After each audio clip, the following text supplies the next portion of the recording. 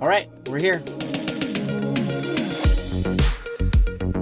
This is quite possibly the world's quickest property tour, mostly because, well, you've already seen 99% of it right now.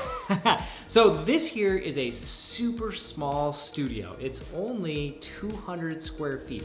I kid you not, you walk 4 feet that way and 5 feet back, and that's the space. But hey, that's enough of me gabbing. Let's do the tour. All right, start your timer.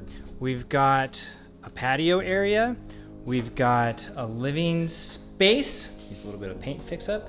We've got a kitchen with some appliances. And then we have a bathroom. And that's the tour.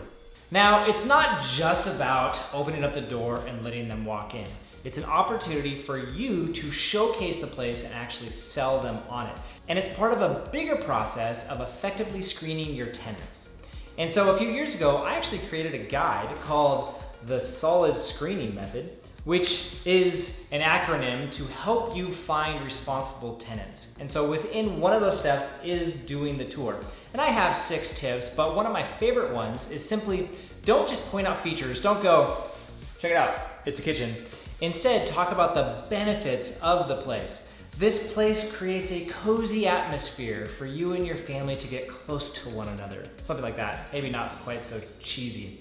But the point being, there's a way to do the tour that is so much more than just opening up the door and saying, here it is, what do you think? It really is a time for you to start that relationship on the right foot and to do some sales.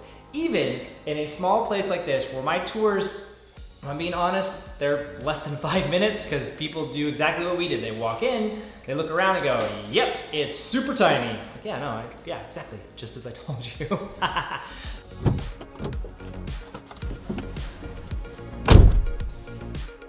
So there's a small tour of a very small place with a small amount of work that needs to be done to get it ready for the next set of tenants, which is exactly what I'm gonna go do right now.